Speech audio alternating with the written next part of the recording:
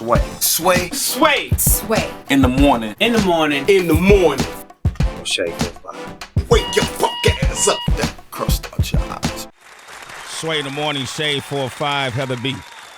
Sway. 8 minutes into the hour. One of the joys and pleasures I get from doing this show is having the ability to have creative freedom and just step outside of the perimeters of what you may expect us to do. Right. And then a lot of times I get to relive my childhood, you know, and I was saying this earlier. One of the first books that poetry that my mother and my grandmother gave me was one called Black Feeling, Black Talk. Right. And they often spoke of this powerful writer that impacted their lives. And they always said this name that I just thought was the coolest name. I know. Sounds like a fashion designer. Sound like a big fashion brand. Yeah, it does. Nikki Giovanni. Wow. And as I grew up over the years, of course, at school, we were exposed to a lot of her work. And, it, you know, growing up as a black man in America, it kind of, you know, it was very empowering. And this is a woman who has always fought for equality, fairness in this world, and brought to light a lot through her works. And she's here with us today on Shade 4-5.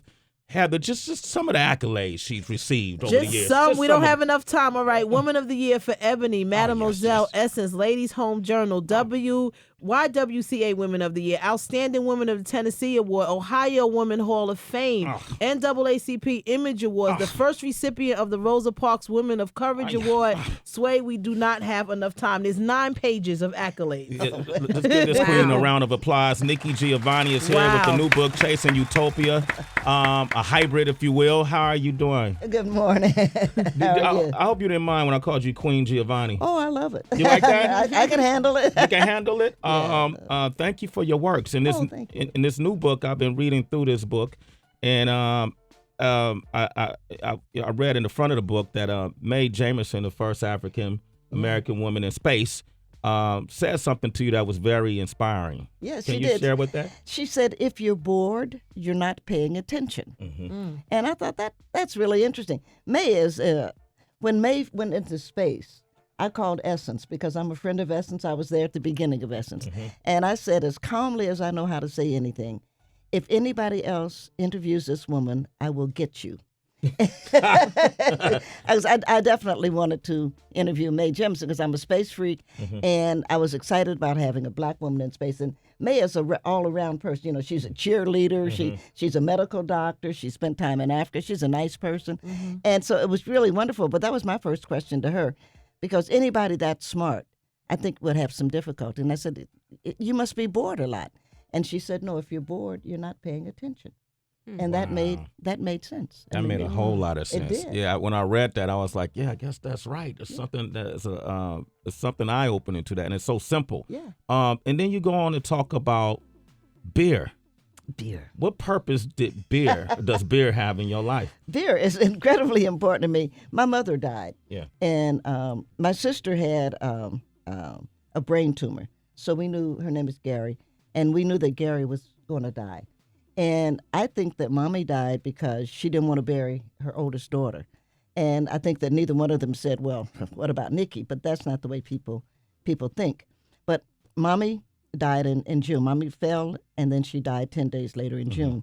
Gary died in August, and my Aunt Ann died in October. So it was a really sad, busy period. And, you know, when you have a death in the family, and then we have, like what I had, you have a lot to do. So you can't mourn. You just have to get done with it. You know, one foot goes in front of the other. But once I got everything done, I said, okay, this is great. Now I can take some time because you're sad. Yeah. And I have a dog, and I really love her so much, Alex. And so what I did was what most Americans do when they mourn. I got up in the morning and straightened up the house and took a glass of Chardonnay and sat out on the deck. And about 3 o'clock in the afternoon, I changed to red. And so, well, you know, I thought I deserved the time. But after about the 10th day of this, you know, my dog is looking at me. Alex is like, again. And so I said to myself, Nikki, okay, the dog has spoken. You're not allowed to embarrass your dog. So Mommy drank a beer. Every day that I knew her, she drank a beer. Now, of course, I met my mother. She's 26. I didn't remember that. But that's when she had me. But every day she drank a beer. So I said to Alex, why don't we drink a beer for the old girl and, see if we can absorb this loss. And so I don't like beer. And I know I probably shouldn't confess it like that, but I don't. I never did like beer. And so I thought if I'm going to drink a beer for my mother, I should drink the best beer. Okay. So I went to the bookstore, a little independent bookstore, and I said, where's your beer book? And we got the beer book. And I said, I just want to know the number one beer in the world. Mm-hmm. The number one beer is Utopia. Utopia. That's what it's called. It's a Sam Adams, and it sells for $350 a pint. Uh-huh. Wow. It comes out every other year. Wow, $350 a pint. Yeah, it's worth it. And so I said, it's my mother, it's worth it. So I knew you couldn't get it, at Kroger's, So I called the local vintage wine seller, and he was like, we don't ever get that. They won't sell us that. And again, you know how you talk to people and you don't know what they're saying, you're not hearing it. Mm-hmm. And I was like, Keith, you can order it. It's okay, I'll buy it. He said, Nikki, they don't give it to me. Mm-hmm. And then I called another couple of places and they didn't have it. And like, oh, we don't sell beer and we don't do this, that, and the other. And so I started to complain because now it gives me a quest. Uh-huh. I started to chase Utopia, as it were. And I'm doing NPR like I'm doing Sirius, like I'm doing, and I'm complaining. People say, what are you doing? I say, I'm looking for Utopia and you can't find it. And I'm just yak. I think the term is I'm bitching. Uh-huh. And I'm in Boston. And I'm complaining because Utopia is a Sam Adams. Uh-huh. And it's like, how can you be in Boston and not be able to find Utopia? And the phone rang into the studio. And the guy says, I'm the brewmaster. Yeah. We are sending Dr. Giovanni a pint of Utopia. We're sending her Utopia and the glasses to drink it out of. Wow. And it came from where? Germany? From Sam Adams. Oh, from Sam Adams. Sam Adams. He was a brewmaster from Sam Adams. Yeah. Hence the title, Chasing Utopia? Hence the title. There it is. Nikki Giovanni is here. We got a few questions we want to ask you, and I want to play this My Tower piece, which is a piece you did from The Truth Is On Its Way, where you did poetry over gospel music, right? Mm-hmm. We're going to play this and open up the phone lines, 888-742-3345. My Tower by Nikki Giovanni, who's in the studio with us today. She has a new book, Chasing Utopia. Yes. Do you know who that is singing? Who's that singing? That's Edgar Kendricks. Eddie's brother. Really? Yep. From The Temptations? From The Temptations. That's Edgar. Edgar was my name. Man, I didn't know Eddie that. Kendricks is singing that song? Edgar. Edgar his Kendricks. brother. His brother. His brother was a gospel singer. That's who you just heard. I know, you all are young, and so you wouldn't have, But I knew The Temptations. Yeah, but that was Kendricks. Edgar. Edgar sang gospel. He Wow. sang with us. Yeah, Benny Diggs is the director. Yeah. Yeah. Oh, that was a beautiful piece. Thank you, yeah. I want to ask you, has there, as a writer, I know, people are inspired by different things. Material comes from different places. It may be the times. It may be, looking at this cup on the counter. Was there a time period that was most inspiring for you as a writer that you were able to, and what time period would that be? I think I'm pretty steadily productive, if I can use the term. I'm a history fan. I was a history major in college. I really love history. And I think the most exciting history in the country, and I mean no disrespect to anybody else's history, is the history of Black Americans, because we are the people who recreated ourselves. And there will be, at some point, a history that people like the poets have laid down. When we look at it, Europeans came to America, but they really remained Europeans. They just transformed it here. We are the only people that came to America that became Americans because we had to completely recreate ourselves. And it's a fascinating history. We did that mostly with song.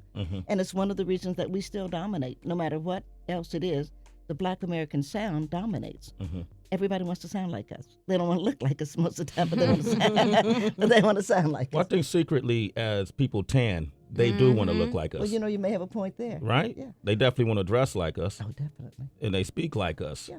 You've been able to impact a lot of the younger generation, especially in this hip hop culture. Oh, yeah. Your name right now is revered, and some of the greatest artists on this planet today like a Kanye West, even mentioned you in song. I want to play this piece, and I wonder if you heard this. You was getting through. Can the choir please give me a verse of you? Are so beautiful to me. Can't you see? You're like a book of poetry. Maya Angelou, Nikki Giovanni. Turn one page and there's my mommy. Wow. That's true. His mother was my fan. I'm sure she was standing there saying, Kanye, you better mention her. And he's obeying his mother like, I don't know, but okay. Does it, how does it make you feel to be so identifiable for so many different, generations of folks? Well, it's really, I'm really pleased. You can't think about it that way. Yeah. You know what I'm saying? Mm-hmm. And so I'm not crazy, and that's a good thing. Mm-hmm. And I work hard. I like my life, and that's a good thing. But I love seeing the kids. I love the hip-hop generation. Mm-hmm. Oh, and you got Thug Life on your forearm? It's the only tattoo I have. Wow.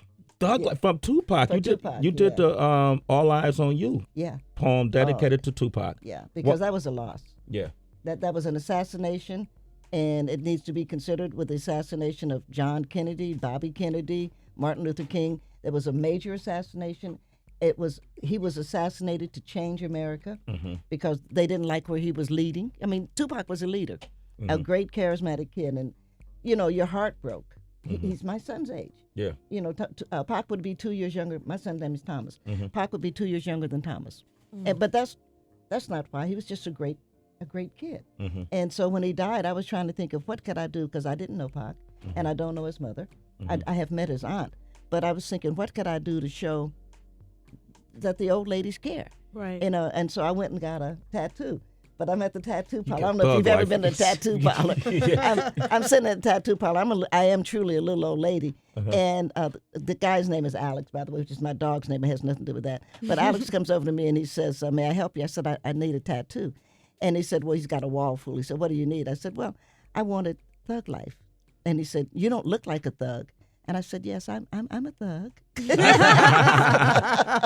I like that. You did the poem, All Eyez on You. Can you do a piece of it? Do you remember? Hold up. You might have it for me. Yeah. I tried. I got that. As I tossed and turned, unable to achieve sleep, unable to control anxiety, unable to comprehend why, Tupac is not with us. If those who lived by the sword died by the sword, there would be no white men on earth. If those who lived on hatred died by hatred, there would be no KKK. If those who lived by lies died by lies, there would be nobody on Wall Street, in executive suites, in academic offices, instructing the young. Don't tell me he got what he deserved. He deserved a chariot and the accolades of a grateful people. He deserved his life. Nikki Giovanni, we're going to take your calls, 888-742-3345. It's Sway in the Morning. Sway in the Morning, Shade 45. All Eyes on Me. Nikki Giovanni has joined us, Yes. a national treasure, as she is often referred to as. Chasing Utopia is the name of the new book. I got a ton of people who want to talk to you on the phone, but I know Heather had a question, and I want to ask you a quick question too, because you were a professor at Virginia Tech, Yes. right? And I also work at MTV, and we came down to the campus after that terrible shooting took place. Right. And I had a chance to talk to a lot of the student body, and just it was a whole process of healing at that time. And, that shocked the country. And since then, we've seen so many shootings of this kind happen on high school campuses, grade school campuses, college campuses. How did you guys deal with that? And how did people heal through that? I think any tragedy, one has to be embraced. Yeah. And for me, because the president's secretary, Sandy Smith, called me that Monday night. And she said, we're having convocation tomorrow. We need you to anchor convocation. I was incredibly upset. I'm still upset to some degree, so I don't talk about it a lot. Yeah. But I thought, if I'm going to do convocation, I need to write something, because a kid I loved a lot was killed. And I had colleagues that I knew, and so I knew it would be rough. But it seemed to me like what happened was not, we didn't do that. It happened to us. We are Virginia Tech, not what happened to us. And so that's what I wanted to say. And probably everybody knows I'm not what you call friendly, and I don't do protocol well. And so George Bush was there, and everybody been coming on stage, Mr. President and stuff, and I just figured I wasn't there. Somebody said you snubbed him. I said I didn't snub him. It just wasn't significant to what I was doing, and so I didn't see any reason to acknowledge him. I wanted to talk to the students, and I just wanted to say we are Virginia Tech, and we will mourn this, but we will come out on the other side. And I think that we're good people. But it's just like if I would live here in New York, which I used to, and I love Manhattan so much. But if somebody had said, "What are you going to do? Let's do something on 911 or 9/11." I would say, we are New York, not what happened to us. Yes. We didn't do that. And I don't like the word deserve. I've had a low-grade quarrel going with, 12 Years a Slave because he says, I didn't deserve to be a slave. Well, tell me who does. Excuse me, what school did you go to? So things like that really, make me upset because nobody deserves these tragedies. And I really think we need more leadership. I think that Barack ought to look in the mirror and realize, oh, I am colored. So maybe I should do something for colored people. It won't change. So he's definitely in a challenging situation, though, being who he is and being in the position he's in. But you feel like he should recognize that he's melanin. Everybody knew when we voted for him that he was colored. Nobody woke up the next morning and said, oh, my God, I voted for the colored guy. They knew it. So don't come in saying, I want to be the president of everybody. Under the system that we have, you are. That's what happened. 43, George Bush was the president of everybody. We didn't like it. And so 44 should have been the president of everybody, representing this constituency of young people, of black people, and of the progressives. And I don't think we've had enough leadership on the progressive side. So to see him say, as he did the other day, was almost, I didn't want to throw up, but it made me mad. When he actually said, it can't come from Washington. Everything comes from Washington. This is the United States. Take your shoes off when you go into an elevator. Show an ID when you come into a. All of this is coming from Washington. It comes from TSA. It comes from National. Everything is coming. So why can't Washington say we're sick of this? We're sick of any fool being able to buy a gun, any fool being able to buy a lot of weapons, and any fool being able to just walk in and shoot somebody. The Second Amendment and Barack, this is not Nikki being early in the morning mad at the president, but Barack is a constitutional scholar. And the Second Amendment is really clear. It says the right of the people to have arms. That's a militia. It doesn't say the right of a person. It says the people. That's a militia. That's important because we had states that had state militias. So that when we had fools like we had in Little Rock, and they're going to say that these kids can't come out, the federal government federalizes the state militia to make them obey federal law. Did I just make sense? That makes a lot of sense. To me.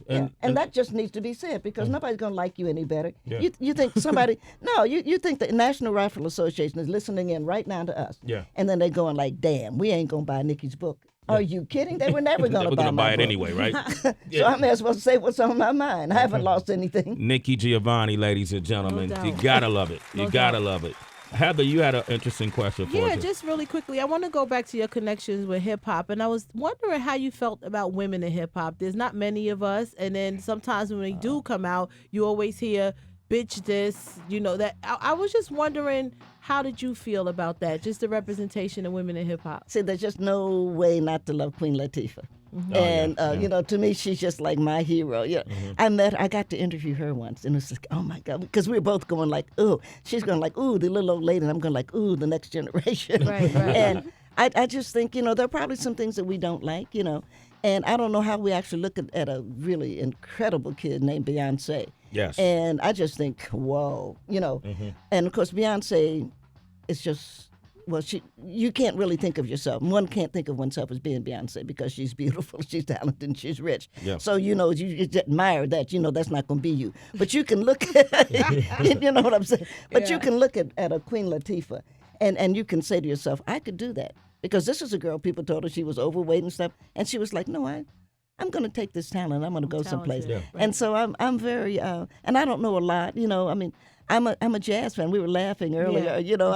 I'm a jazz fan. Somebody asked me the other day, because I haven't heard it, about Beyonce's new album. Yeah. And I said, I mean no disrespect, because I do. I think she's a great kid. But I said, my idea of a singer is Billie Holiday. Yeah. So. You know what? You should pick that album up. She's revolutionized. One thing she's done that's very empowering is she's taken control of her proprietorship of her music and how she's being marketed, her image. She controls how the media, as much as she can, perceives her, you should take a listen to that album. You might be pleasantly surprised. I'm totally, and I'm not correcting you because I don't like to correct people. Yeah. I'm totally not against that. I'm just saying, when caught off guard, if you say to me, name a singer, I'm going to say the number one singer in the world ever is Ella Fitzgerald. Yeah. And we're just not going to get another Miss Fitzgerald. Yeah. But if you say name a stylist, which is what happened, the number one stylist in the world is Billie Holiday, because everybody styles like Billie Holiday. So don't misunderstand. I remember when I saw Beyonce, I was in the underground. The only subway system I understand is the London system.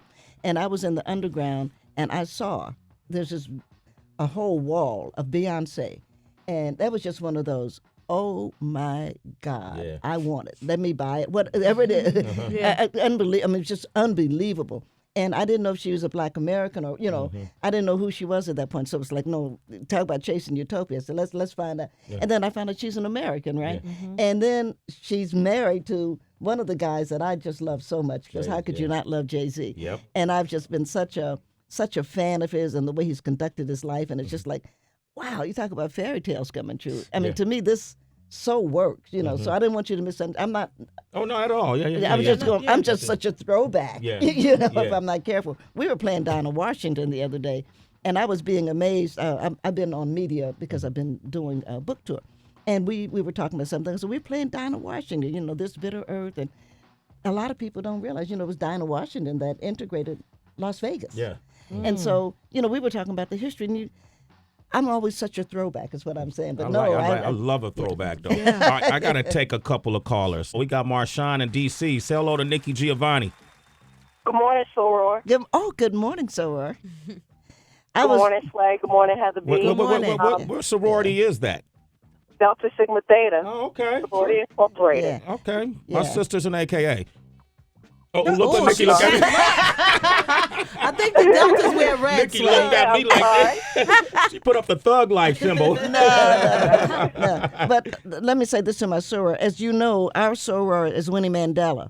And the one thing, when Nelson died, I know that a lot of people did a lot of things, but I think that it's important for us, for all of us, but particularly those of us in Winnie is a Delta, to reach out to Winnie, because we have to realize that the first sacrifice that Nelson made for South Africa was that he went to jail because he started the ANC.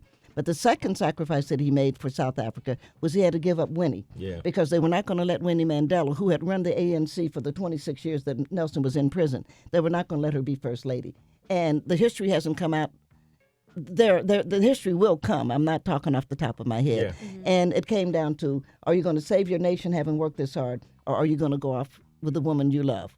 And Nelson made an incredibly difficult decision, because he said, okay, which is why you never heard Winnie complain or anything. Mm-hmm. We all knew that was about, let's save South Africa. Wow. And so I think that we, as her sister, need to reach out to Winnie, Mm-hmm. Thank you very much for your call. Thank you. Yes, I definitely will. All right. Nikki Giovanni, it's been an absolute treat to have you on this show this morning. And I hope when you come back to New York that you could come back by this show and just keep talking with us. Is that okay? It would be my pleasure. All right. Pleasure to make your acquaintance. Thank you. Chaser Utopia is the name of the book. People can get it on Amazon.com and everywhere, right? Yeah, everywhere. Okay. Yeah, and I'm very proud of the book. Is a joyful book. And a lot of it is about my mom and cooking with my mom. And I fell in love at 70, so a lot of it is about, sex. And yes. Okay, cool. I can't wait to read that part. It's Sway in the morning, only on Shade 45.